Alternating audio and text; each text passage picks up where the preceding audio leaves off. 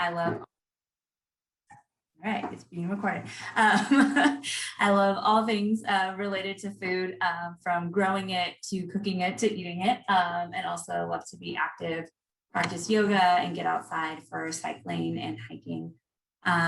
My favorite food always changes, typically with whatever is in season. Right now, it is strawberries, enjoying some delicious, ripe, fresh strawberries. And a fun fact about me is that I grew up on a farm in California.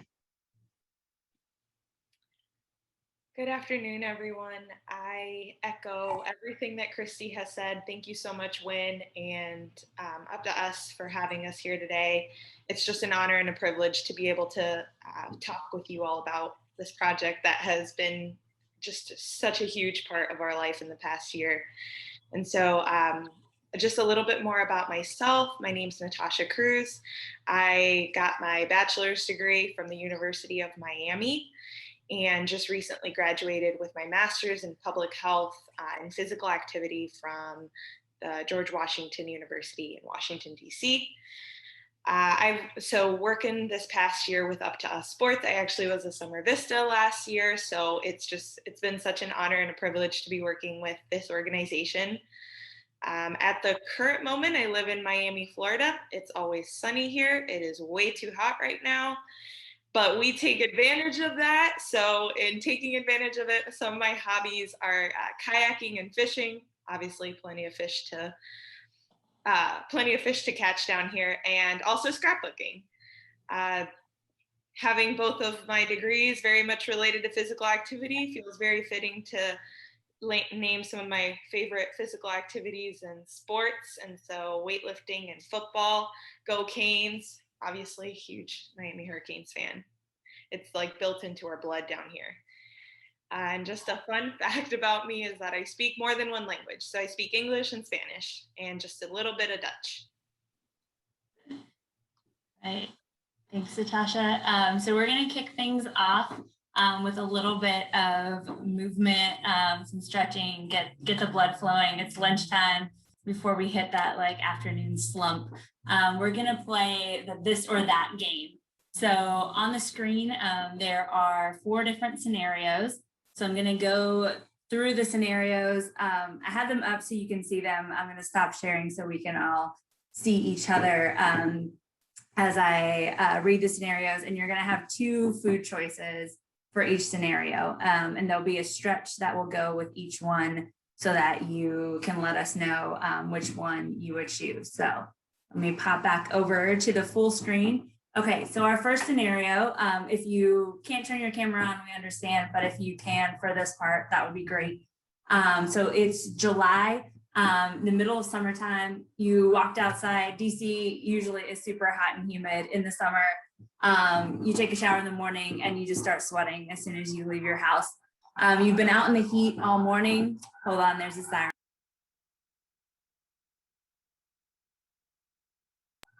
All right, sorry.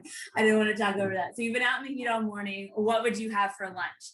So if you would have a salad, that's your first choice. You're going to stretch your hands up high over your head. If your choice would be some kind of seafood, whatever kind for lunch, if that sounds refreshing for you, you're going to, you might have to stand up, reach down towards your toes. So if we see you disappear, we'll know that you chose seafood. All right, so salad is stretch up, seafood, stretch down. All right, we got a lot of salads, but I see some Southern folks, we got in Miami and New Orleans representing seafood. All right, next, your Ultimate Frisbee team has a game this afternoon. It's a playoff semifinal, and the winner goes to the championship game. What is your pregame meal? If you're gonna have this, early enough that you digest it before the game, but you're gonna have chicken, rice, and veggies, hit all those food groups. You're gonna pull your arm across your chest to stretch. If you would just be too nervous to eat anything, you're gonna reach your arm behind your head, do a tricep stretch. All right, so chicken, rice, veggies, across, too nervous to eat, tricep. All right, now we're in February. We'll cool things off a little bit. It's been raining since you woke up this morning. You got home from a long day outside and you just have that damp, cold feeling in your bones. What's for dinner? If it's going to be pasta, I'm trying to think of stretches. We can do that. We can all see. We'll stretch the other way across. So if it's going to be a pasta dish, stretch your right arm across. If it's going to be some kind of soup, stretch your arm behind your head. Tricep stretch. All right. All right, and last one, you missed lunch and you just finished practice. What are you gonna eat to get your stomach to stop growling at you? You're gonna drink a glass of chocolate milk. You'll stretch up.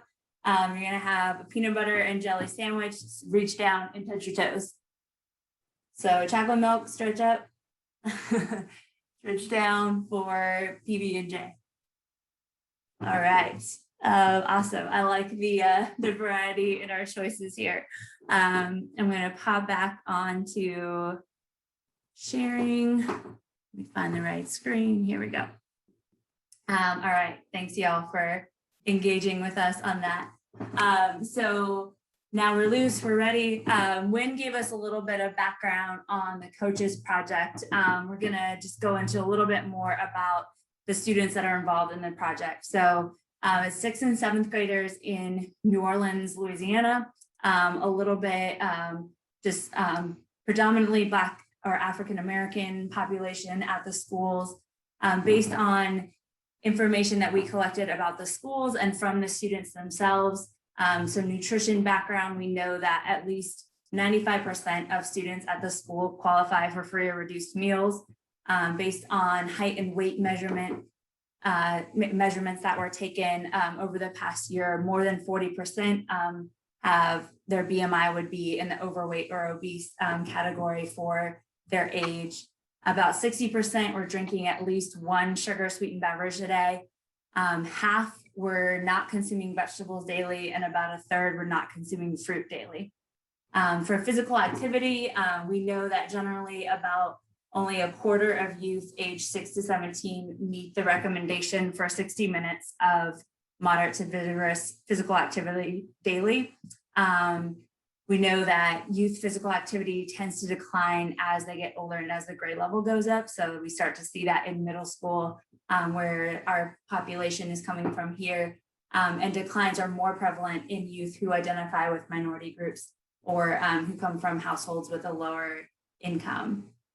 And then a little furthermore, we had the twist of COVID-19 over this past year, where we were able to talk with youth about some of the changes in their lifestyle due to COVID. So nutrition-wise, 31% said that they worried about the amount or the type of food that was available at home at some point due to COVID. The intake of sugar sweetened beverages increased. 70% said they drank 2 or more a day, but also the intake of fruit and vegetables increased as well. So there was some positive news there. And then physical activity wise, 61% said that they had a reduction in their physical activity levels. In part, PE courses were held online at least part of the time to accommodate schools having to be virtual, but that really decreased opportunities for students to be active or required some more creativity to find ways to be active. So now I'm going to turn it over to Natasha to tell us a little bit more. Awesome. Thank you, Christie. And so as you can see, we stated some of the disparities that exist among this particular population. And as part of the Coaches Project, the primary outcomes and really just some of the specific outcomes of the Coaches Project primarily related to increasing physical activity and other behaviors that are trainings in and of themselves really aimed to prepare coaches to really handle. And so with that, we wanted to increase physical activity, increase healthy eating behaviors, and fitness. And so in trying to do that, we really wanted to build upon the foundation that Up2Us trainings already have built. The sports youth based development trainings were so wonderfully laid out that we just really wanted to build on the nutrition and physical activity specific content. But we were, in talking through this, we're like, where do we start? The best place for us to really start when we put all our heads together was we need to like dive into this evidence. We wanted to build these trainings based on the evidence and the interventions that were already being done and had already been evaluated. And so in order to do that and really get a better understanding of what these interventions were composed of, what the results were, we launched 2 systematic reviews. First one launched with Christie, the nutrition systematic review that really took a deep dive into those different nutrition education interventions. And I led the physical activity systematic review, looking at really any intervention that promoted physical activity. And so some of the specific aims of these reviews, just to give you an overarching idea, these reviews really served to identify and really break down the training approaches being used. How were the trainers, how were the individuals that were leading these interventions being prepared to do so? And what exactly were they doing to promote these particular health outcomes? And so these specific aims that you see here all are really going back to that firm foundation. And so just a little bit on the methods of our systematic reviews. We started with so many articles, could not even fathom reading over 2,000 articles. Fortunately, systematic reviews have this lovely way of just bringing you down to just the few unique interventions that we could take deep dives in that fit the criteria of our target population, the interventions and outcomes that we really wanted to take a look at. And so with the nutrition systematic review, we ended with 39 unique interventions, really targeting nutrition education. And with the physical activity systematic review, we had 32 studies that we really reviewed. And with that, I will pass things over to Christie. Thanks, Natasha. So yeah, as Natasha mentioned, the systematic review process, we wanted to follow this really rigorous academic process and make sure that the trainings were grounded in that. I do also want to give a quick shout out to, we had 4 or 5 students, I guess, total, who were screeners who worked with us, and they were the ones that like read the title and abstract for all those thousands of search results. And so we really appreciated them and their work to help us with this. So for the nutrition review, we really wanted to pull out more qualitative information. How were we were looking at interventions where they trained people to deliver them, so a train the trainer type model. So we wanted to find out more about how were the trainers being trained. What did those training sessions look like? What kind of things were part of the content of nutrition programs that were designed for middle school students? Were there patterns across that? And then how did these different studies evaluate how students felt about them? Like, would they recommend it to their friends? Would they want to do something like this again? What were they really enjoying? So we still needed a way for the nutrition one to kind of categorize the types of interventions and break them down a little bit more, because 39 was a lot to try to aggregate. So we came up with looking at whether they were in the classroom as part of a school curriculum, or whether it was an after school or some kind of extracurricular activity. And then we also looked at who was trained to deliver the intervention. So was it adults, whether teachers or after school program leaders? Was it cross age or near peers? So like for junior high or middle school students, was it high school students that were trained, or like undergraduate age college students? Or was it same age peers? Was it peers from among their classes that received training and then we're supposed to talk to their networks about nutrition? So we came up with these 6 different categories to look at different patterns for the type of study. Because with coaches, we were kind of in a unique place where it wasn't going to be like a full classroom curriculum, but there were some of our coaches were working in the PE classes with students, but some were coaching teams after school or leading after school activities. So we kind of wanted to get that whole breadth of studies. So a few of the things that we found with training methods, we found that, not surprisingly, a lot of interaction, even in the training and games, were really helpful for those being trained, as were role play opportunities. So going through scenarios that that the trainers might face when they're actually delivering the intervention to the middle schoolers, and giving them the chance to actually have those conversations and role play.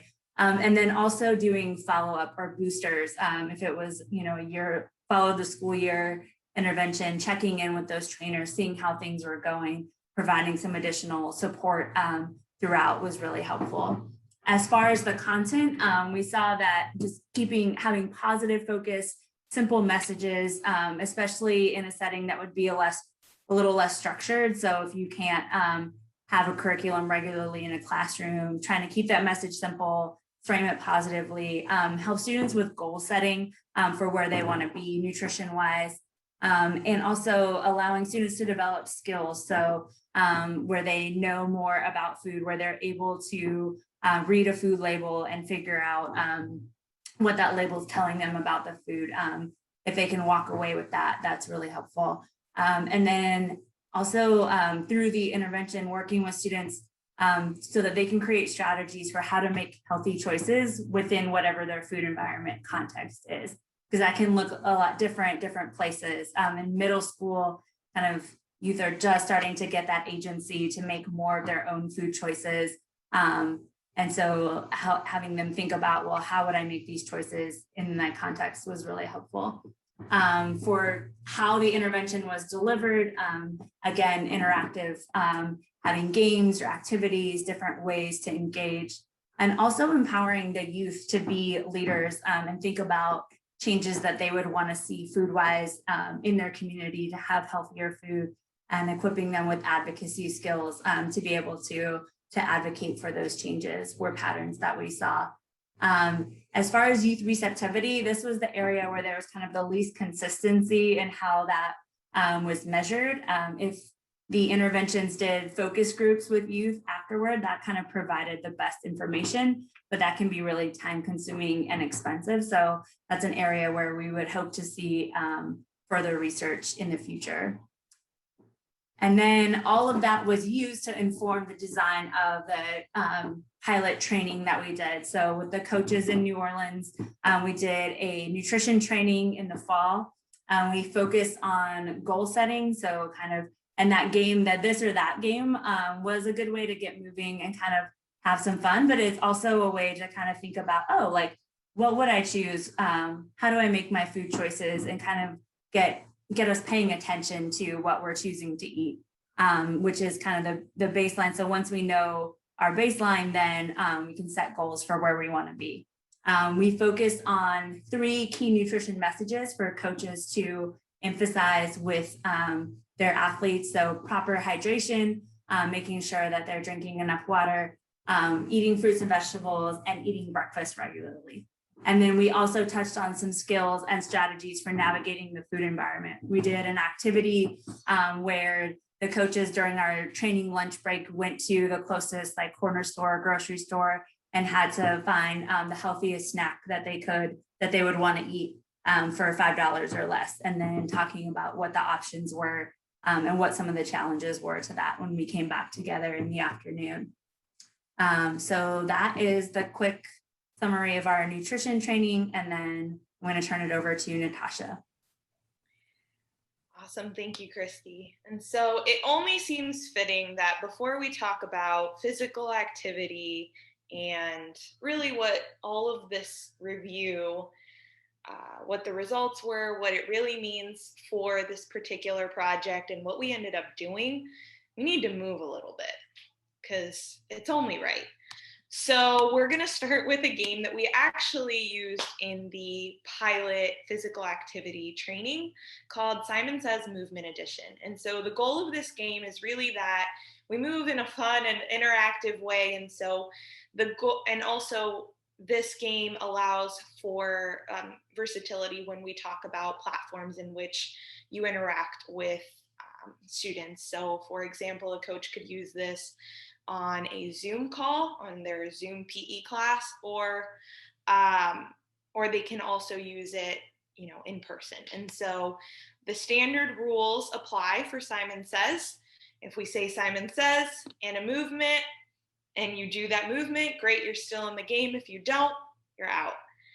And if no one says Simon Says and you do the movement, you're out. If you don't do it, you're in. Standard rules, the only thing is we play with different movements. So I'll say something like Simon Says do 10 squats.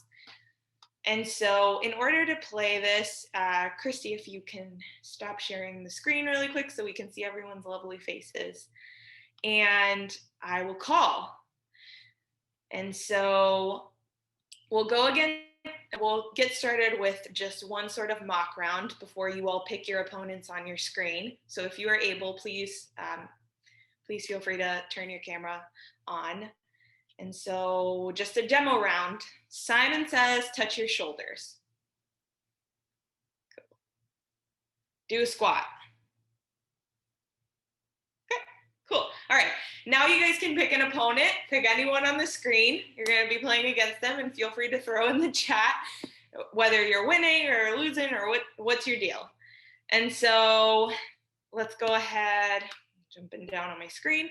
Simon Says do 10 arm circles.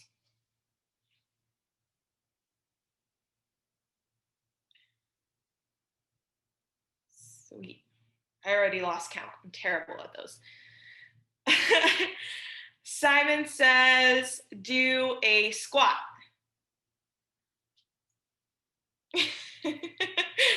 For all of you who are sitting, I'm so sorry. I probably should have said we gotta stand up. Simon Says do 2 jumping jacks. Do a squat. Simon Says do a arm stretch.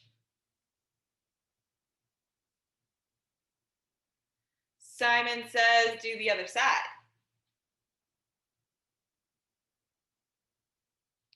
Simon Says jump as high as you can. Simon Says touch your toes. Stay there. Oh, some people came back. Okay, cool. And so this is just, so we've gone through roundabout like 7 or 8 rounds here. And so the idea is that this is a game that can really be incorporated in any platform and can get everyone sort of moving and engaged and having a little bit of fun with movement. And so Christy, if you can share your slides once again. Awesome.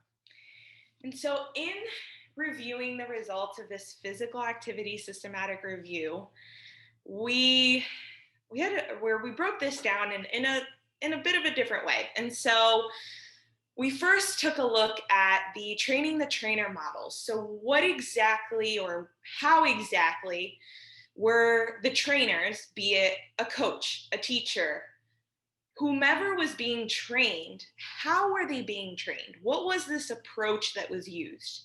And what we found is that the studies could be bucketed in one of 3 buckets, or some combination thereof. The first bucket being a real educational approach. This meant that these trainers were provided with lessons, workbooks, workshops.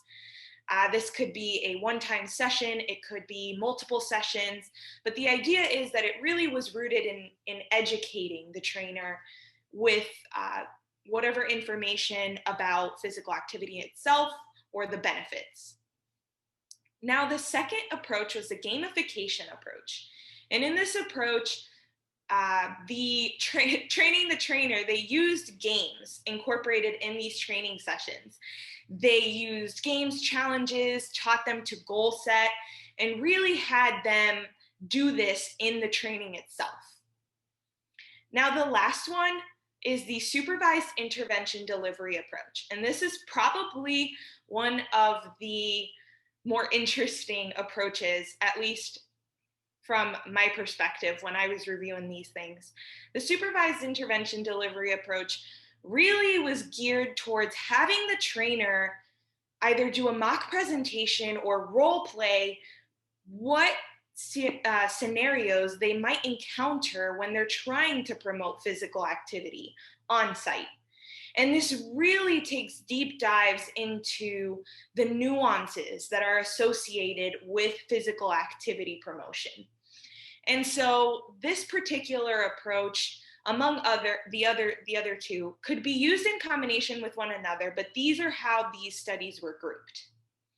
31 of the 32 studies actually used an educational approach. So it was the most commonly used approach to train the trainer.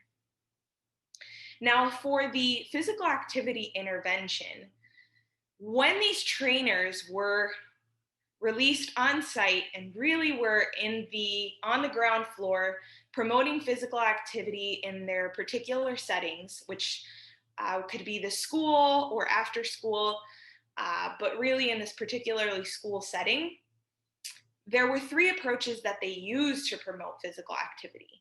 They either did the same educational approach where they provided lessons to students and taught them about physical activity and the benefits, or they used gamification in that they set up these awesome challenges during PE or during some other time of the day, or games, or they really walked with them and tried to goal set with them and checked in on these particular goals. The last one was the supervised physical activity approach, in which, ironically enough, not all of the studies actually had students exercising or participating in physical activity under supervision. And so in this particular bucket, we were able to parse out those studies that had free play before school, had recess during lunch, or had some sort of structured physical activity during their classes. And so this is the most commonly approach used in the intervention side of things. And so what does this all mean? So to make sure, so just to give you all a little bit more information here, the trainers themselves were, the majority were school teachers and coaches. Some of them, PE teachers, had that overlap. Other trainers that were included in this particular review included like family members, community members, school staff, and individuals such as those. The approach most commonly used, we highlighted the educational approach for training the trainer, and then for the intervention, the supervised physical activity. Unfortunately, this review, we couldn't really tie a lot of what was going on in the trainings themselves, in the interventions, to the particular outcomes. So really, this review taught us that we have so much more to learn, and really finding a way that we can evaluate our trainings and how they can impact health behaviors such as physical activity and fitness was a huge win for this review. In practice, we used all three approaches that were identified as a result of this review. When doing the physical activity pilot training in the fall, we used an educational approach by really informing coaches on the physical activity guidelines that are set forth by the CDC and the World Health Organization. But we also wanted to make sure that the benefits of physical activity were covered. And so we talked a little bit about, what happens when individuals are physically active? What are the potential health benefits? And in using this information, we incorporated a gamification approach by allowing coaches to participate in games and challenges throughout the training that they could then take and use when they were teaching either in person or online. The last sort of bit here is that we used the supervised intervention delivery approach by allowing coaches to practice these difficult conversations. And we're going to talk a little bit more about this at the end of this presentation when we talk about our booster training. But this time really allowed for coaches to practice talking about the internal barriers that are associated with physical activity participation, the things that lie under the surface that we don't see, but really allows us to have those conversations when we are in a position of mentorship. And so with that, I will kick things over to Christie. All right, thanks. So as Natasha mentioned, and I talked about with the nutrition review, we found that follow-up or having some sort of booster training partway through was really helpful. And so what we did for these pilot trainings is that we came together, and in February of this year, so we had done the nutrition training in October, Natasha did physical activity in November, and then in February, we came together to do a booster training. And so we focused on what were the barriers to healthy eating and to physical activity for the youth. And given the year that was the 2021 school year, there were a lot of barriers because of the extra kinks thrown in by COVID, but we wanted to talk about both ways that students might be wrestling with some things, and then also some environmental barriers that were associated with healthy eating and physical activity. The figure is this iceberg, so we see nutrition habits or physical activity habits, but then there's a lot of things going on underneath that affect that behavior that we actually see in terms of feelings or thoughts. So we talked a little bit about those, and then talked about how coaches could identify those barriers, engage with students, empathize with them, and then help build resilience. So really that relational mentorship aspect that the Up2Us coaches really excel at, and talking about some different language that they could use, and having those role-playing conversations. So we would have, if this scenario came up, how would you respond to it?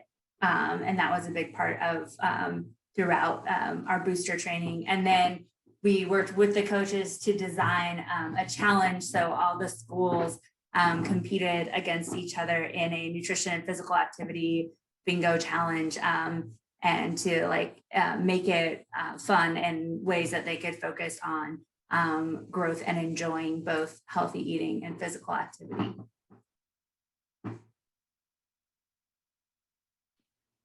As a result of specifically this booster training, Christie and I were able to develop these awesome resources for coaches.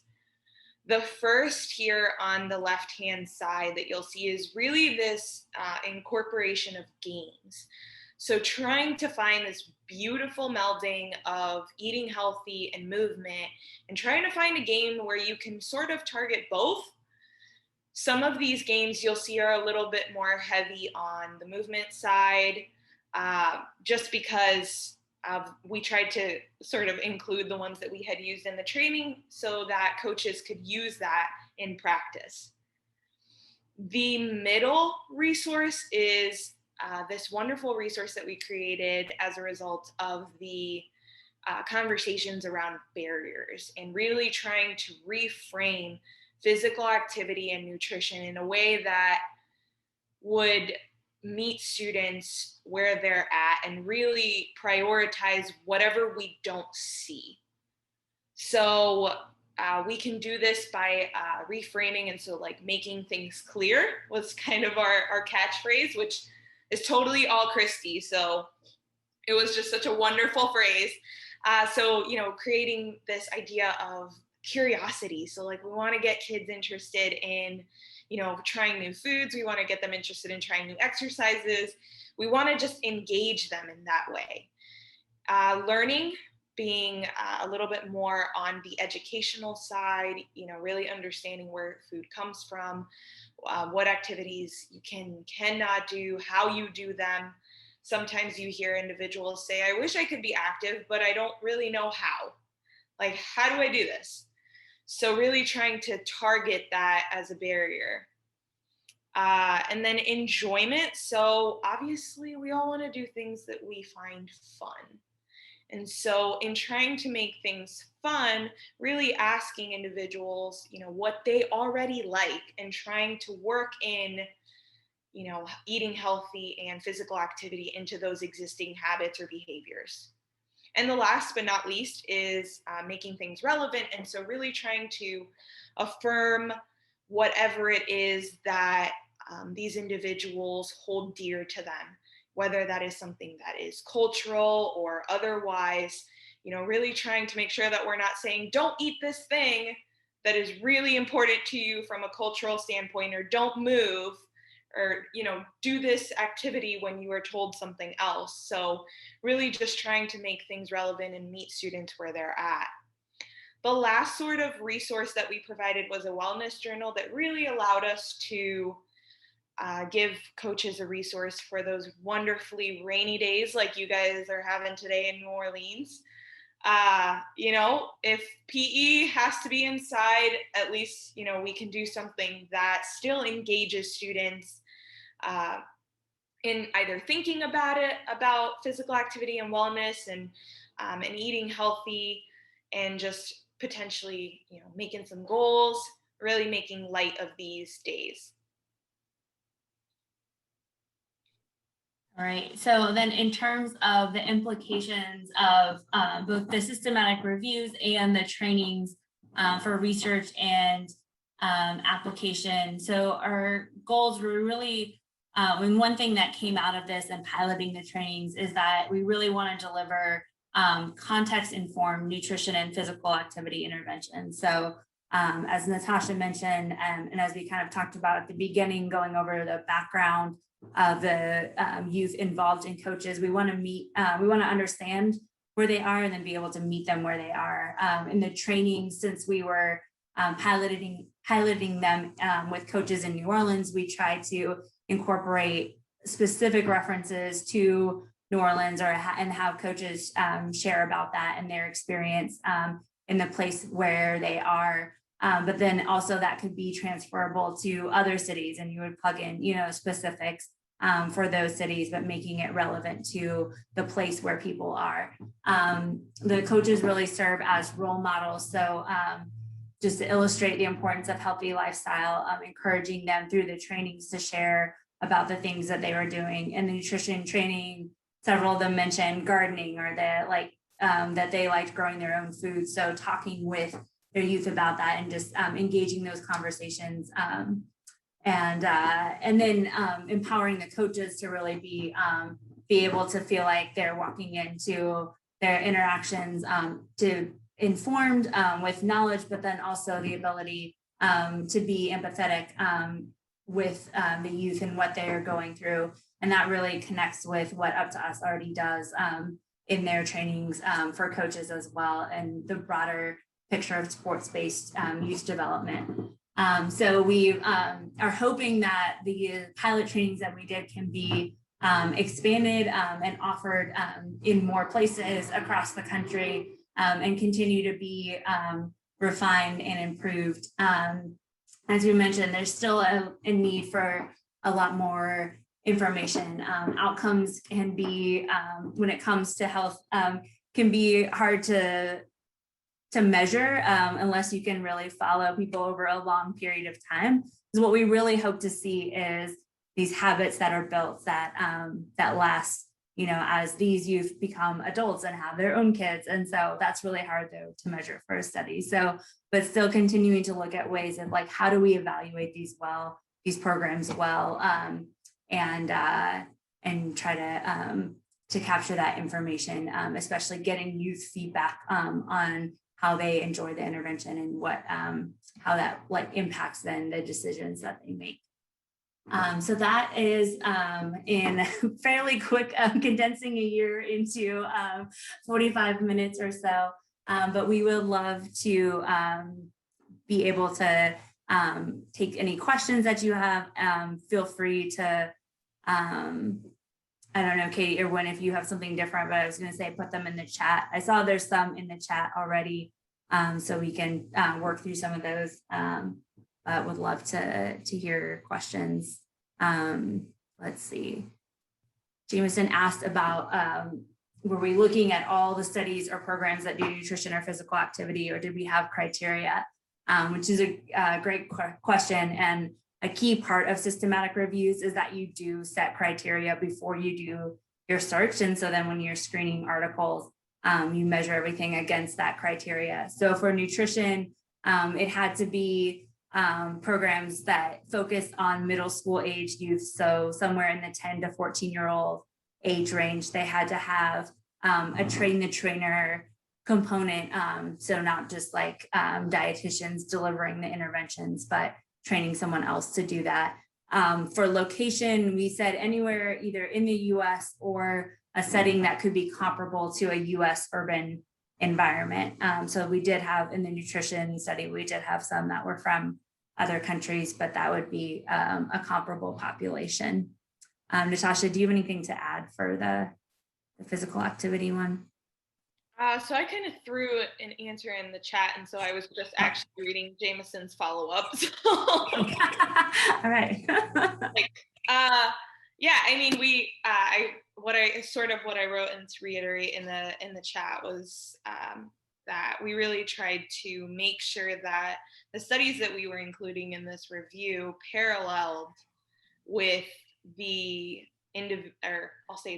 individuals in which we were going to be working with as a result of the coaches project, to make the information that we were gathering, the evidence based sort of background for these pilot trainings, were really serving that particular population. And we weren't just pulling some population either like abroad and like, there's a lot of studies out there, and I think way more nutrition than physical activity, but it was really important to us that we just kind of narrowed that scope to those individuals that we were really going to be serving come intervention time. And Natasha, another question for you. Were any of the interventions sport specific that came up for you, or was it? Yeah, so I said we did have some studies that will say their intervention was sport specific in the activities that were carried out. But at the end of the day, what was really a criteria for us is making sure that that particular study measured physical activity as an outcome. It didn't have to be a primary outcome. It was preferred, but so long as they measured it somehow, some way. The tricky part, and I'll say one of the things that I found particularly difficult coming from a physical activity side, is that the way that they measured physical activity across the studies was wildly different. Obviously, not everyone can afford accelerometers that are so expensive. So some studies were, doing self-reported data. Some were measuring steps. So there's this wide array of how they measured physical activity. It'd be great to break that down a little further and really look at with different sports, like how they're being measured, how physical activity is being measured, and then throwing fitness in that loop. All right. And then another question is, did we measure coaches or PE teachers' knowledge of nutrition prior to this, to our training, I assume? And we didn't necessarily measure their knowledge, but before the nutrition training, we did have them do some pre-work. So they actually tracked their water intake, their fruit and vegetable intake, and their like whether they ate breakfast or not over a period of like 3 days before the training. And then we talked about those results and kind of used that to illustrate figuring out the baseline of, sometimes I can say, yeah, like I eat breakfast every day. Or like I skip it once in a while, but if I actually like write down how often I skip it, then sometimes that can be surprising. Or I'm like, I eat a ton of vegetables, and then if I write it down, it's like, maybe not as much as I thought. So just that is what we did in terms of before the study, and then connected that before the training, and then connected that to what we were talking about in the training. I'm seeing responses. Yeah, and to touch on Jameson's question, so the training the trainer One of the wildest things was going and looking at the, how often training the trainer is really looked at and how people, or I'll say individuals, measure it, and like what's being used in what particular avenues. And so at least in physical activity, no one has, from all that I saw, no one has ever looked at training the trainer when it comes to physical activity promotion, which is wild from a physical activity intervention perspective. You have individuals going into so many schools all around the country, promoting physical activity, telling kiddos how good it is to be active, and we don't really have a standardized format as to how we go into schools and do this, how we do this after school, how we measure it, what are the barriers that are standing in the way. Like, these are all things that we all sat together and we were all talking before this review, and we're like, oh my gosh, we just need to know more. The door is wide open. And so that's from the physical activity side. Christie, if you wanted to.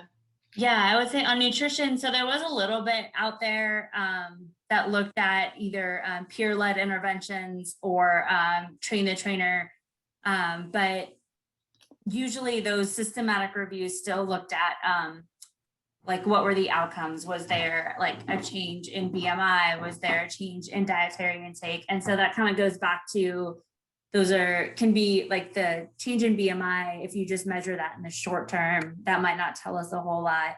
And dietary intake is notoriously difficult to measure for adults, much less for youth to get like a good assessment. But there wasn't really anything that talked about how those trainers were trained, and some of the more qualitative pieces that we pulled out in this review. So our review was pretty unique in that aspect. So we're hoping that that these things that we found in the reviews and then implemented in our trainings would be helpful in terms of that Up2Us would be able to use them more widely, as we talked about. And yes, Jameson, we are hoping to publish these reviews, so then hopefully that our findings on both of them would be available more widely and could help inform future nutrition interventions. Very much in the works right now. Any other questions that people have for us? For the previous studies, do you think the trainers were expected to receive prior training that may not have been as specific to the studies? I think so. Yeah, I don't know, the reviews that we came across kind of when we were first looking at, do we need to do our own systematic review?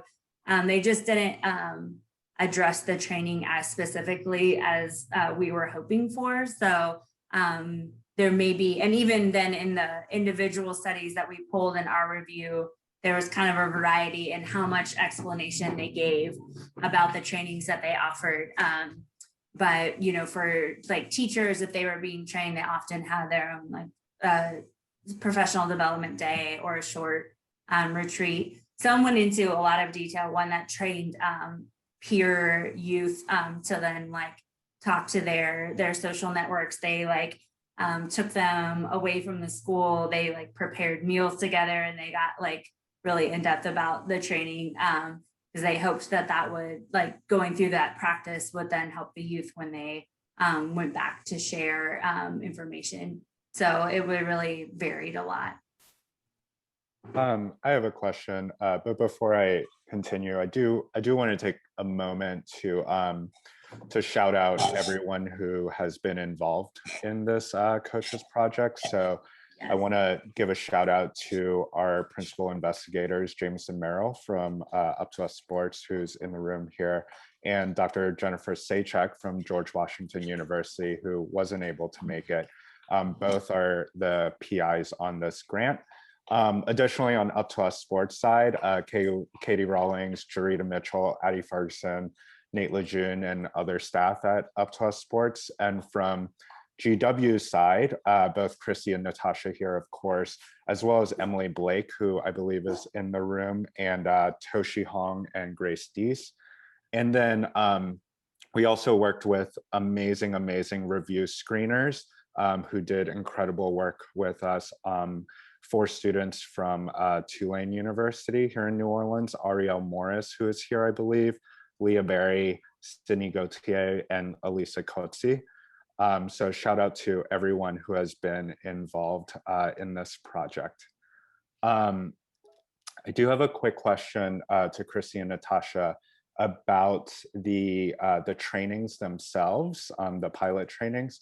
Could you speak a little bit to the coaches that were in the trainings, their kind of reception to the content that was being trained, and how they felt it could be applied to their youth?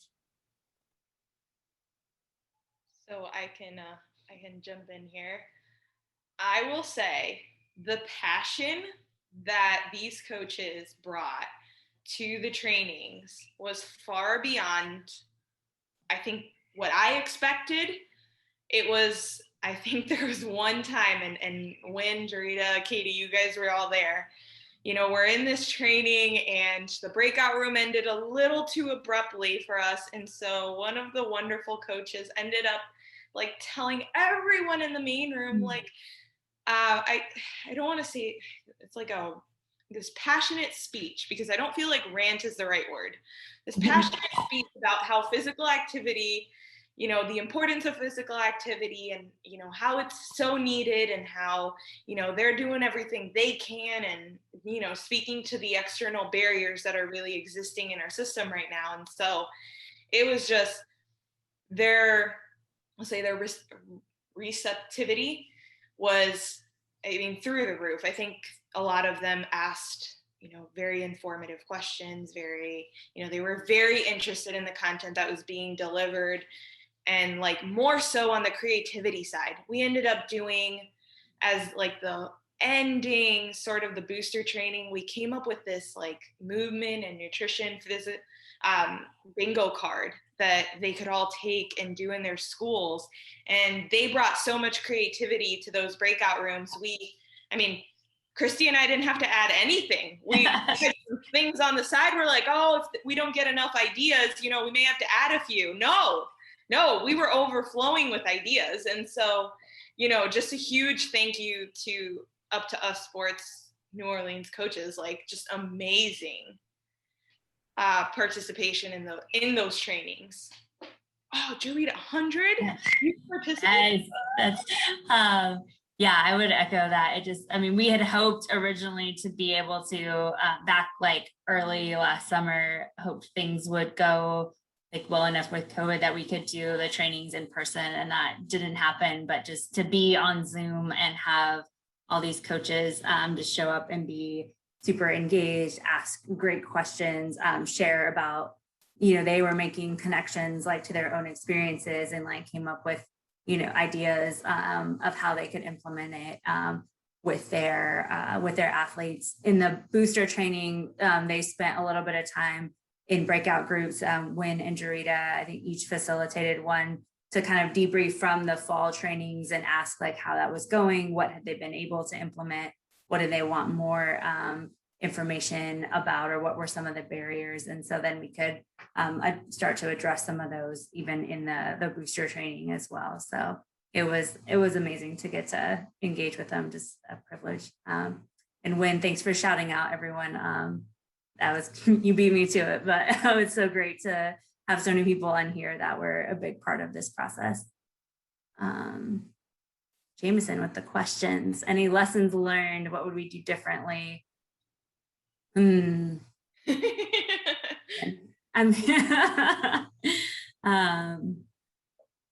mean, definitely the whole thing was just like a huge learning process to like, is this going to work? You know, I mean, I remember like before the training, and like, are the coaches going to be engaged? Is this going to hit, you know, where like in ways that would be helpful? But I think, you know, some of the things like in hindsight on the review process, like it took a little bit to find like figure out that framework for categorizing the studies, if I could have done that earlier, I think it could have been like definitely more efficient to get kind of synthesize the information. But you also like don't know what you don't know until you get into it. So yeah, I think I mean, I do think like I really appreciate, though it was like intensive and rigorous, doing the review was really helpful for informing training. So I think for other orgs, you know, really looking at what has been out there, what has worked well. Hopefully our reviews will get published and they could read our reviews and use that to inform their own training design. But I think, yeah, taking a look at what's out there, you know, you don't have to like completely reinvent the wheel, and learning from what others have done was a big part of this. Yeah, I completely agree. Lessons learned. I will say I'm very grateful. So Christie started this entire process before I did. So for all Star Wars fans, I was like her Padawan. She was leading the way the entire time, and she was, you know, every time something happened where she like hiccuped, she would like warn me about it. And so I will say, like, as difficult of a process, I feel like it was just such a blessing to have, you know, Christie there going through it at the same time. And I mean, learning, doing things differently, I think like scoring and like trying that data extraction for anyone who's doing a review, that extraction is just a monster. And having enough time and energy to do it is just so much. But I would agree with what Christie said about, you know, how we can learn from this. And going into these pilot trainings, I think at least for myself, I really was basing my information, or like before this review, I was going to go into it with everything I was taught and everything I was trained on. And it gets really easy for us to continue into that process, right? And so I'm echoing what my predecessor was saying. And so this kind of just brought everything into a new light where it's like, oh, here's everything that I know. Some of these things are supported and we can continue to do this, but there's some stuff that I was taught that like is not particularly good, or like maybe I shouldn't do that anymore. And so that was really cool, you know, to just continue to like, I don't know, bring new things to the table and new ideas. I think was really cool. And I would just add, if that's okay, I would just add for the training side of things, you know, due to COVID, we did have to do all of these trainings virtually through Zoom. And so I think there's of course, all of us know there's pros and cons of that. So I think recognizing the benefits of virtual trainings and then the benefits of in-person trainings. And I think one thing that we'll improve on and that we learn from is what those benefits are and how to combine those pieces, virtual, self-paced, and in-person trainings.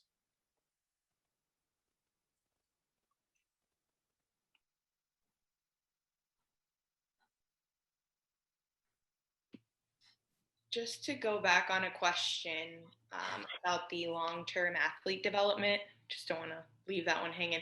So I didn't see anything that I would say specifically called LTAD out, or like no one who identified that in particular as like either their model or what they were trying to do.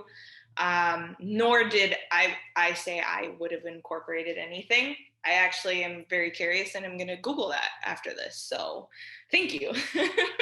Giving me homework. All right. I just want to, before we close, I want to give a huge thank you to Christie St. Pierre and Natasha Cruz for joining us today and sharing your experience and the work that you've been doing. And I also want to give a huge thank you to everyone here for joining this Lunch and Learn series. That's about all we have for everyone. Keep a lookout on Up2Us Sports Instagram and Twitter to keep up to date with all future Lunch and Learns. And thank you, everyone, and have a great rest of your day.